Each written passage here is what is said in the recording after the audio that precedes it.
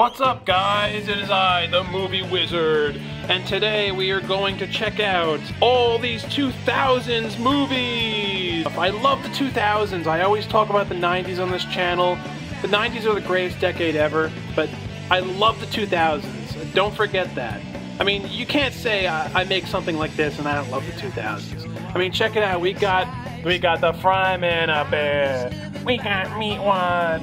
We got Master Shake. We got Yugi, Shrek, American Idol, cell phones, VH1, PSP. You guys know what this is if you've ever watched the show I'm talking about right now. It looks delicious, but just don't eat it. Don't eat it. Trust me.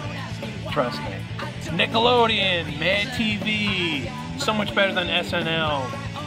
Yeah, we got the GameCube logo going on, the iPod, Dragon Ball, WWF, YouTube, 2005, 2000s. And we got Sully to help. I'm going to review every 2000s movie in this video. 1 out of 5 iPods. And if it's like 3.5 stars, I'm going to give it like 3 iPods and 1 iPod mini. So that's how we're going to do it. Cooler's Revenge. I love this movie. This is one of the greatest Dragon Ball Z movies. It came out in the early 2000s. They used to air it on Toonami later on, like in the mid 2000s. How could a Saiyan generate enough power to destroy Frieza? But I do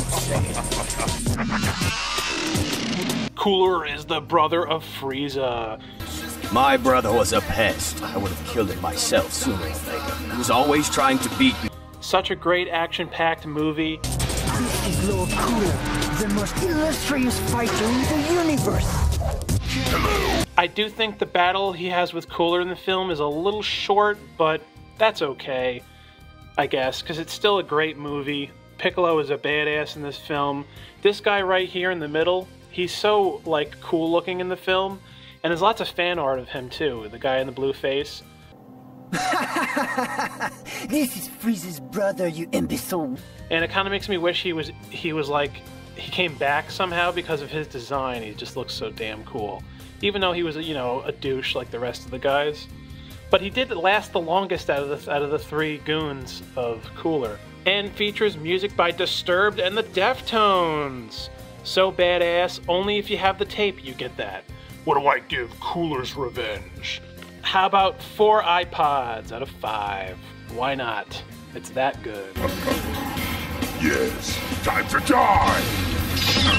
Godzilla Final Wars. For the longest time, this was the absolute final finale to the Grand Godzilla series. It was made into a big deal when it came out. It tried to put every monster in the history of Godzilla in one film. It got close. It wasn't every monster, but as you can see, there's a lot they do include in the film. A lot of monsters that come back that only appeared in like 1 or 2 movies, like King Caesar. And I loved Amanda. Amanda gets killed at the beginning, by the way. Spoilers!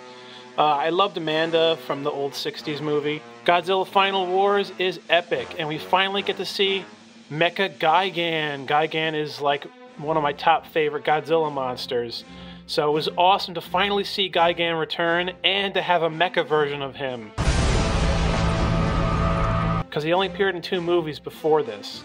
So anyway, what do I think of Godzilla Final Wars? It's a pretty great movie. And there's lots of fighting too, and it kind of feels like The Matrix, but better because it's got Godzilla in it. I'm going to give Godzilla Final Wars kind of the same rating I gave Cooler's Revenge. I'm going to give it 4 iPods. The Scorpion King.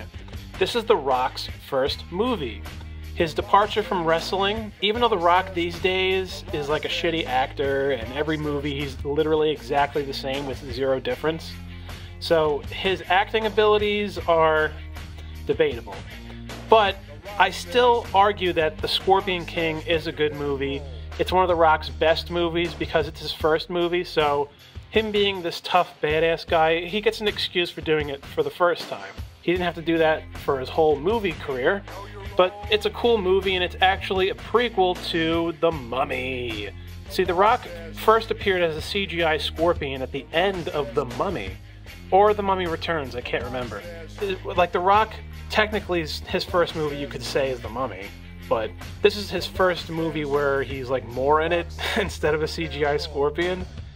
And this movie is basically explaining how he becomes the Scorpion King. So the Scorpion King was a villain in The Mummy. And this prequel shows how he's more of an anti-hero than a straight-up villain, although he becomes a villain by the end of the film, I think. Rest in peace to this guy. I don't remember his name, but he was a great actor and he was funny.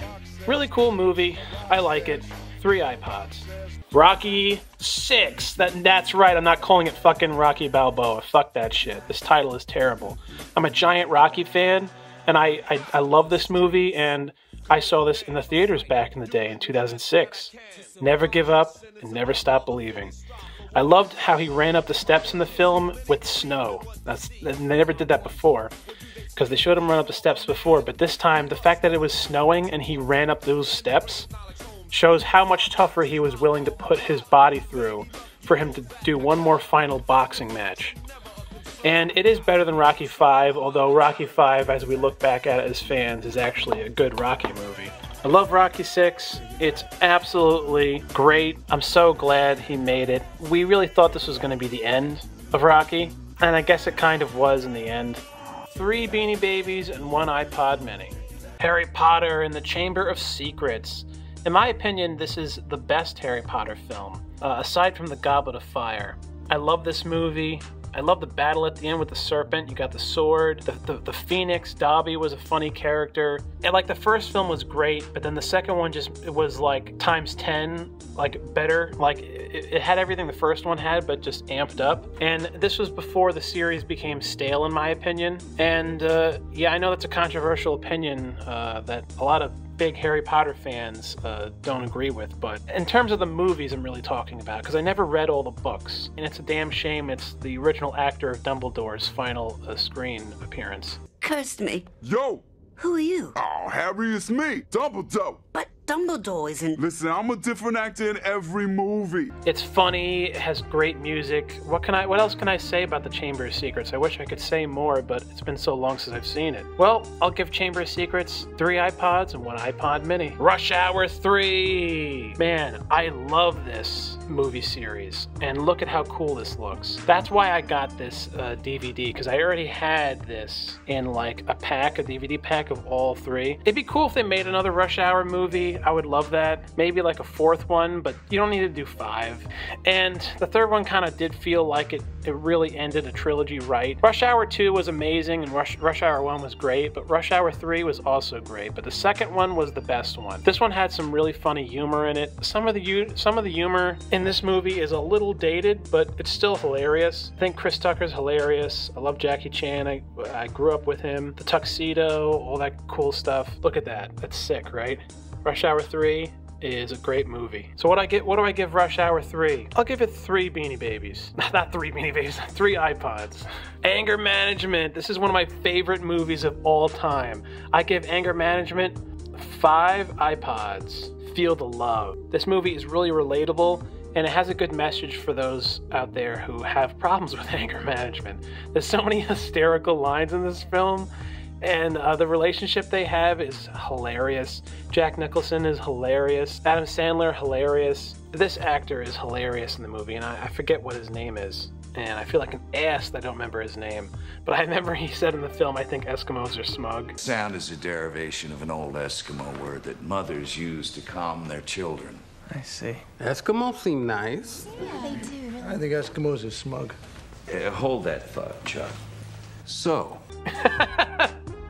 There's a lot of humor in the 2000s that was hilarious that is not considered PC nowadays. If you take it with a grain of salt and don't take it seriously, then I think you can still enjoy 2000s humor. I'm going to do a whole video about how amazing the humor was in the 2000s. I think this is an underrated movie because like people really liked it, but it wasn't like a giant hit, and I think it should have been. I wish there was sequels too. And it has an amazing twist, in my opinion. Like I said, there's too many funny moments to count. Like the scene where they go to visit his childhood bully, Steve Brule.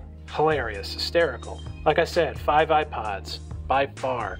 Paul Blart Mall Cop. I am not a Kevin James fan. I think the King of Queens is overrated. Sorry for all you King of Queens fans. But But I actually like this movie. I think it's actually funny. I think it's the only good Kevin James movie, in my opinion. And his stand-up is kind of decent. I didn't agree with everyone when this came out and they said, oh, it sucks. Oh, it's awful. Oh. No, it's not. It's actually a decent movie. It's not great, but it's been massively over-exaggerated, like the quality of this film. It's way better than his other things. So I'll give Mall Cop, I'll give it 3 iPods. Little Nicky. Well, this is a movie where Adam Sandler plays the son of the devil. It's a funny movie and it has a lot of like mid-2000s humor in it, even though it's an early 2000s movie. It's a movie that you would see on something like Adult Swim. It's funny, but it also has a lot of really creepy and disturbing things in it that the film thinks is funny, but it really isn't. And it's a classic, and I'm a little surprised that it didn't become a hit, but at the same time, I'm not exactly surprised. So I guess like audiences at the time, I'm somewhere in the middle, because there are jokes in it that I really find disturbing, and not in a funny way either. But it's just cool. It's like an interesting idea. It's funny, but it's, you know, very odd and peculiar, and I know that's really hip nowadays. I don't actually think it's as funny as his other movies, but there are moments where it does shine. So I'll give Little Nicky 3 iPods. Miracle! I hate sports, not a sports fan, not a hockey fan, but I love this movie. This movie was a huge deal at the time. You saw billboards for it everywhere in the year this came out in the 2000s. This is like an amazing movie. I give Miracle 5 iPods. It's that good. Kurt Russell is amazing in it. It's a little silly, the whole sports thing of like beating the Russians or whatever in the sport. Like, who cares? Like, completely irrelevant. I don't agree with all that kind of hoopla, but the film gets you into it though. It gets you into this idea that they need to be defeated. So when you view it from a non-political perspective, it helps the film. It's a nostalgic film. It takes place in the 70s, and it's amazing. There's funny stuff in it. The coach was a real hard ass, but he got the job done, and it's a lot of controversy, I'd say, I guess, politically, or whatever the fuck. It's an amazing movie, and people have not forgotten about this movie, which is great. It deserves all the praise that it gets. Like I said, 5 iPods. Spider-Man 2. Man, this was the movie to see back in the early 2000s. Spider-Man 2 is an amazing superhero movie. In fact, I'd argue it's, in my opinion, the greatest superhero movie of all time is Superman 2, and then Spider-Man 2 in second place. That's right, Superman 2, Spider-Man 2. It's definitely the best superhero movie of the 2000s. The first Spider-Man was really good, and then the second one was like amazing. It just amped up everything and built up on the story even further. So many twists and turns. The actors were amazing in this. This is when superhero movies used to be great, and it's when they took their time, and it's before the Disney takeover. I love this movie. I'll never forget how much of a big deal it was when it came out. And the twist he has with Harry in the film as the Green Goblin. So amazing. Amazing, this movie. And I love Dr. Octopus, or Doc Ock. I'll give Spider-Man 2 4 iPods and 1 iPod mini. Hulk. I saw this in the theater. A lot of people hate this movie. I disagree. Like, looking back on the original Hulk, could have been more action-packed, but it still kept to the spirit of the Hulk story. Like, this film is more about Hulk as a sympathetic character, and that's really the spirit of what the Hulk is, right? So it does nail the initiative of what it means to be a Hulk film, in my opinion. It's a decent movie. It's entertaining. It isn't bad. It's been over-exaggerated. The Incredible Hulk sequel had more action, so it was a little better than this one, but I still like this movie, and he has an argument with his father or something, and I love it when he, like, stomps his feet in that scene.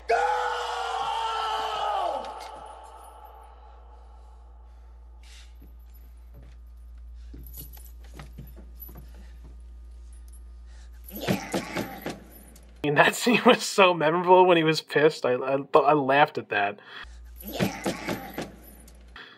Look at that, the original Xbox. What do I give Hulk? 3 iPods. Benchwarmers. I saw this in the theaters. There you got Napoleon Dynamite. I actually think Rob Schneider is pretty funny. No, he's not hysterical, but he's a decent comedian. David Spade is also a decent comedian. He's pretty good in this movie. And for some stupid, weird, goddamn reason, Jon Lovitz is in this film, and he's hilarious. There he is, but he's not listed on the front. It's a funny movie, and it's a little underrated, actually. These movies were a dime a dozen back then, and I wish they still kept making these kinds of movies. Maybe we'll get there again eventually. I'll give it 3 iPods. Superbad. This was a giant, colossal hit back in, like, 2007, I think. I think it's a really good movie. It's memorable. It just has a lot of things that really related to someone who was in high school. It felt like a return back to the 90s style of making movies, or the 80s or the 70s. Actually more like the 70s, because the opening credits are like the 70s. So this film is a throwback to the 70s, especially the title, Superbad. It's a classic movie, and it made these two guys stars. Michael Cera and Josh something, and then McLovin.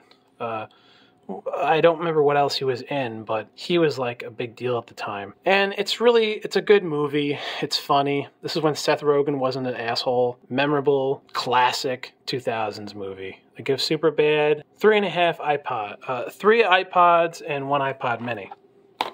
Bubble Boy. This is a very controversial movie. He basically has an issue where he has to stay in a ball for oxygen. So he has that stuff going on. They would not make a movie like this today. These kind of movies, when they came out, they were always debatable whether they were offensive. It wasn't like literally everyone was on the same page, and it's not like now. Well, now not everyone's on the same page either. But people were more accepting to, I think, laughing at other people's issues back then. Like, it shouldn't matter who has issues, because everyone should be able to laugh at everyone's issues. That makes everyone the same. He was also in Donnie Darko. I liked this movie when it came out. I think it's a pretty good movie, and it has a good heart, and it has some humor that's, questionable or whatever. But I think it's a pretty good movie. I don't know, it's been a long time since I've seen this, guys, so I'll give Bubble Boy 3 iPods. What are you doing? What are you doing here today? What I'm doing here today? What you mean what I'm doing here today? Working. What you think I'm doing? What's going on? What are you working on? What are you doing? I don't know. What you asking me for? I ain't got nothing to do with this. Why is you asking me all this question? What's this movie about? I don't know. You gotta ask them. I don't know. Do you know your character's name in the movie? I don't know. You gotta ask them. I don't know. You gotta ask these guys. I don't know nothing about that. What does it say on the back of your chair there? Well, this is not my chair. Actually, that's your chair. We got your own. Actually, this is not my chair. That's your own personal chair. This is not my chair. It's your chair. Whoever told you that, this is not my chair. What does it say on the back of that chair? This chair? Yeah. It's not my chair. Lion King 1.5. Well, I love the nostalgic 90s movies, and this is basically a prequel. Not a prequel. It takes place in the first Lion King, but it only shows what Timon and Pumbaa do during the events of the first Lion King. And it's awesome to watch back and forth. It's kind of like Sonic Adventure 2 battle, all the different stories connecting with one another. It's basically kind of like a third chapter to the Lion King movies, even though it's really the events of the first movie. It's really funny, really good. I have lots of warm memories for this film. Loved the McDonald's toys when it came out. I think it's actually a really creative idea for a movie, despite the fact that some people think it's really stupid. But that's kind of the point of the movie. I mean, it's a Timon and Pumbaa movie. It's not supposed to have, like, nuance or whatever. It's just a fun idea, and I really like that it connects with the first movie. And it makes Timon and Pumbaa seem more important, and they always were anyway. They helped him grow up. Classic 2000s movie. Lion King 1.5. I'll give it 3 iPods. Rat Race. This is a really funny movie. Rowan Atkinson is amazing. He's one of my favorite comedians because of Johnny English, which is a highly underrated movie, by the way. But this movie features a lot of celebrities, and it's basically their journey to become a millionaire. They're having a race, and whoever can find the treasure or whatever, they become a millionaire. There's lots of twists and turns, and I won't give away the ending, but Jon Lovitz is hilarious. I think he's the funniest person in this movie. Seth Green is funny too. Now this is what we call classic 2000s comedy right here. This movie is a total throwback, and I love this cover. Everything about this is just, this was actually kind of a popular trend back in the 2000s where they had the celebrities' big faces. I mean, their faces look like bobbleheads here. Good stuff. Rat Race really did not become a hit, but it's still a decent movie, and it's very fun. Like, it's a pretty good movie. So I'll give Rat Race 3 iPods. American Splendor. So Paul Giamatti is a pretty amazing actor. We've seen him in a lot of movies. This movie is based off of, I'm trying to remember his name, Harvey P. Carr, who made this comic book, and I think it was called American Splendor. The comic he made was crude. It was like in the 80s, and it became like a cult hit as a comic book strip. And he appeared on David Letterman, Harvey P. Carr. So basically this movie's about his life, and he's playing Harvey P. Carr. And Harvey P. Carr appears in the film, too. Now, go on YouTube and check out clips of Harvey P. Carr on David Letterman. They are amazing. They are the greatest clips of any late-night talk show interviews. Why? Because Harvey did not give a shit when he was on David Letterman. He wasn't polite. He asked reasonable questions that every guest who ever appeared on late-night talk shows were afraid to ask. He just like had no filter, and it was amazing. He's like Larry David. And they even show an actor play David Letterman in this movie. This movie's hilarious. It's relatable. And it's a real throwback to the 80s and the late 70s. Man, I gotta say, he was also friends with the guy who made the movie Fritz the Cat. And he's in the movie, too. American Splendor is a great classic 2000s movie. It's one of the best movies of all time. I highly recommend it. I'll give it 4 iPods. Bewitched, a film that flopped on its ass when it came out, and it was hyped up to shit. This was one of the most hyped up films in the 2000s by far. But having finally got to see it all these moons later, because back in the day I actually never watched it, but just recently I finally watched Bewitched, the movie, and I liked it. I didn't think I was going to like it, but Will Ferrell is actually hilarious in it. He's a little toned down as opposed to how he usually is in his classic 2000s comedy movies. But Nicole Kidman is really good in the movie. Michael Caine is in the film as well. It's a very touching movie, and if you're a fan, basically, of Bewitched, like if you love Bewitched, then you'll love the movie. That's what I think. So I give Bewitched 3 iPods. And I also loved... So Steve Carell plays Paul Lynde's character from Bewitched in the movie. And I loved him in the movie. And I'm a fan of Paul Lynde from the 70s. And I love doing his voice. Oh, what do I give Bewitched? Well, like I said it earlier, I give it 3 iPods. Man, all of you out there, like, if you've seen this film, you know I don't even have to say anything. It's just this good. Mr. Deeds is a masterpiece. Now, you know me as a comedian.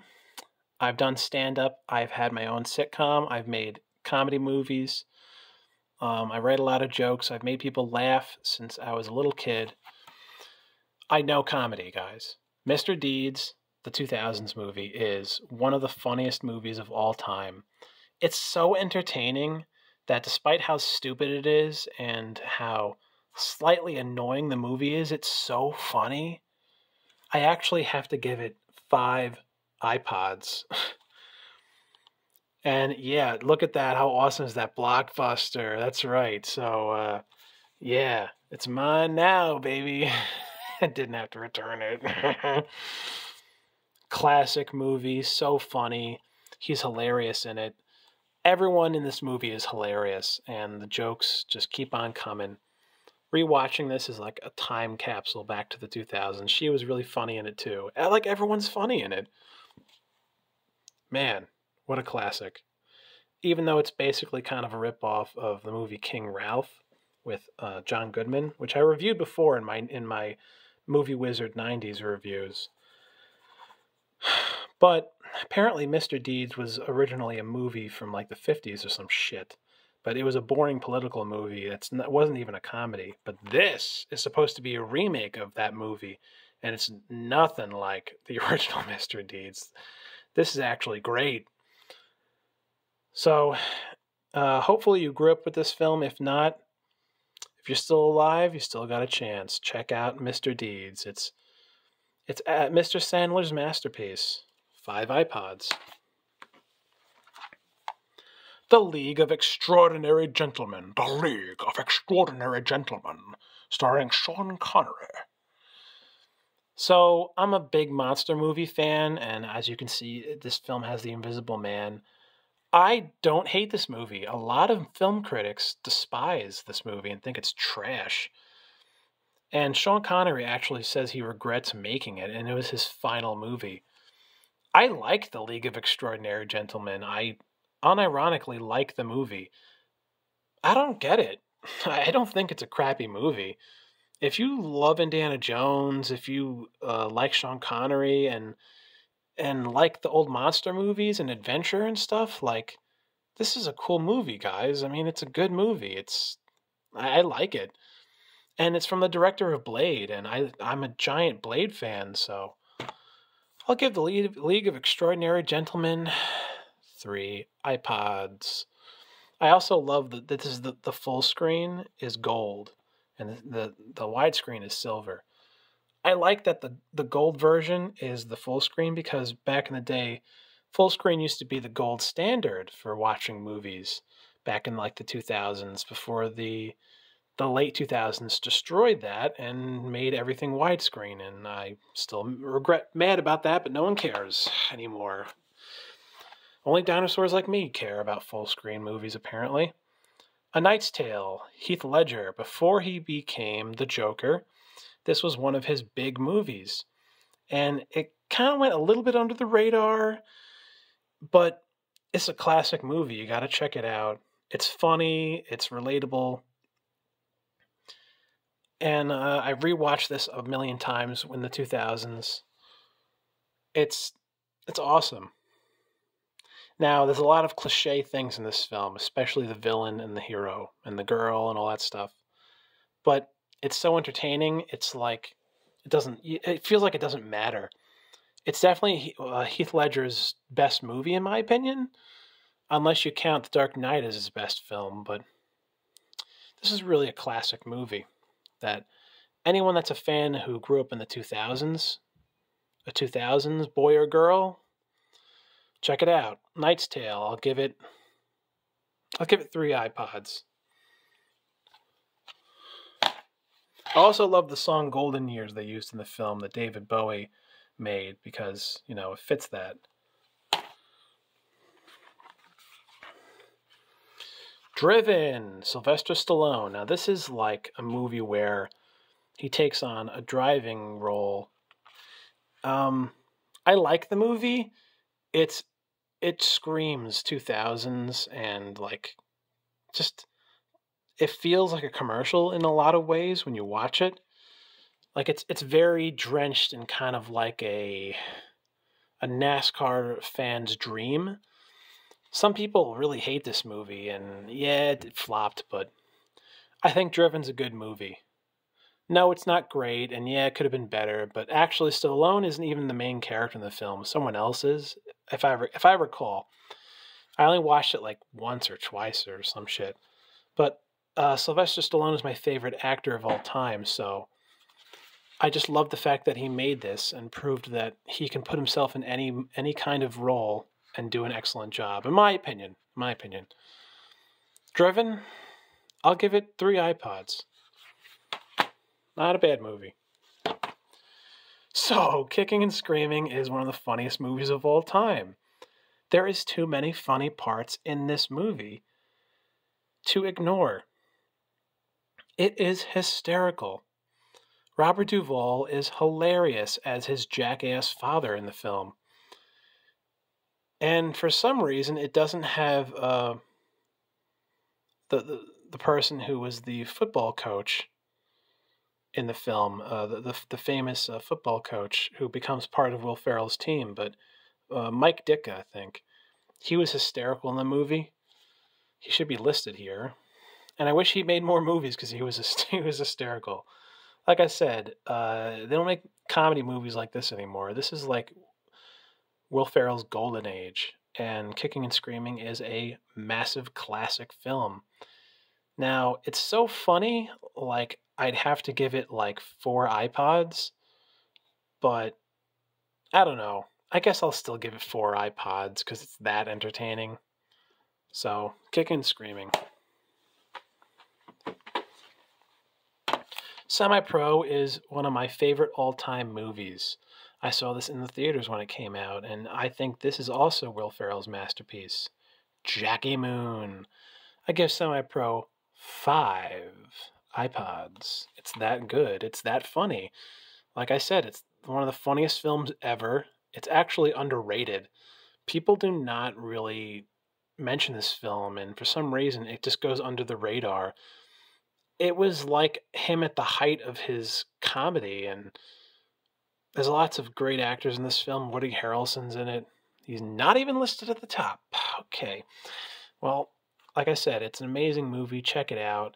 If you watch any movie that I reviewed tonight, the one to check out of all of them, Semi-Pro. Jackie Moon. I wish they made a sequel, and it sucks that they never did.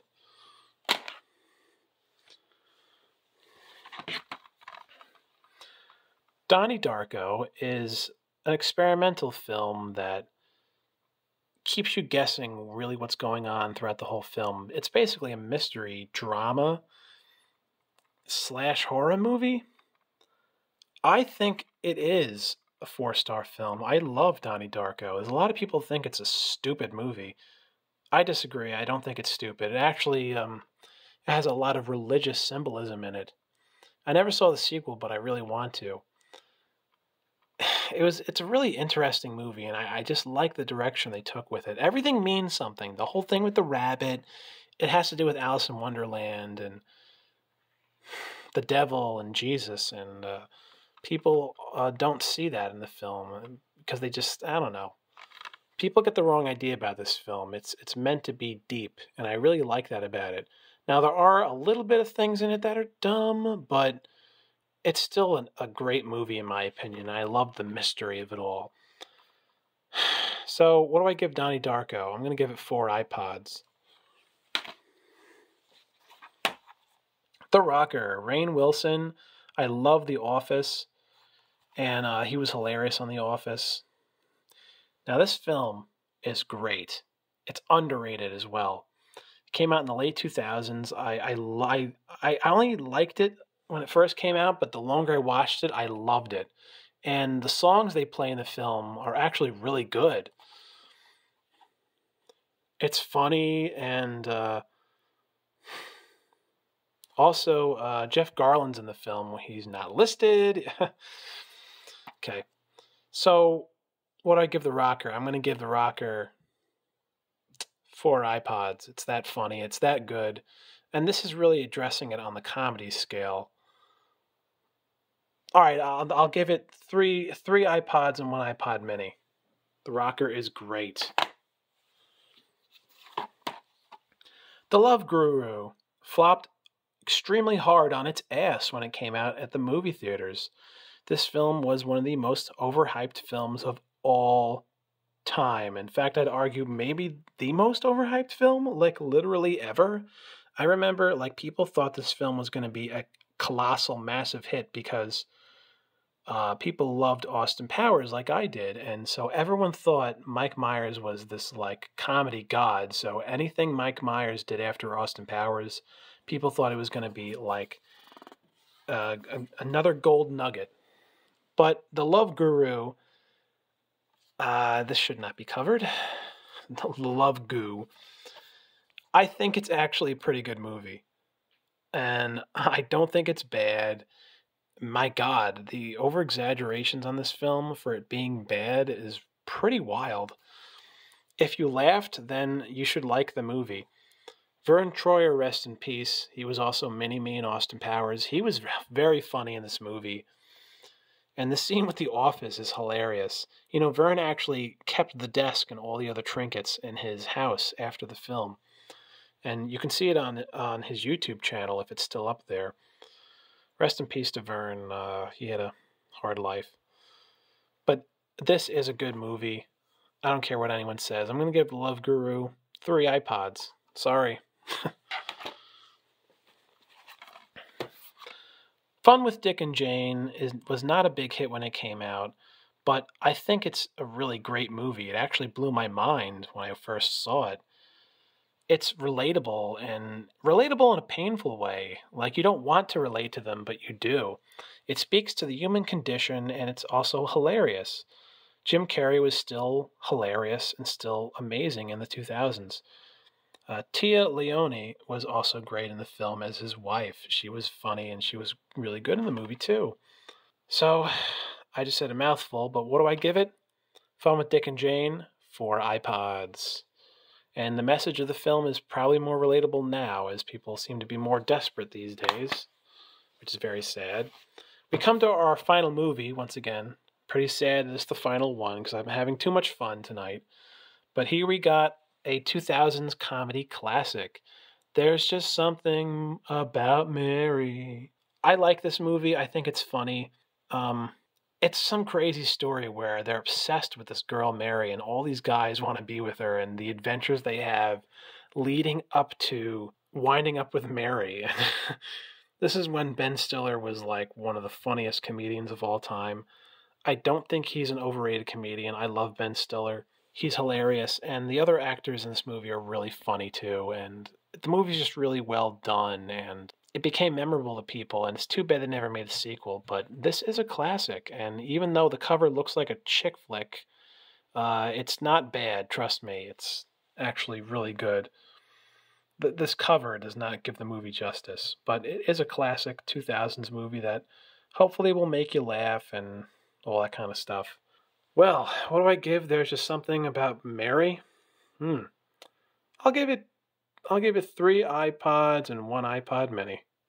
So, this was my 2000s Movie Wizard video. I hope you guys like it. And I love the 2000s. I'm going to do more 2000s videos. So, stay tuned. And once again, just like as usual, thanks for watching.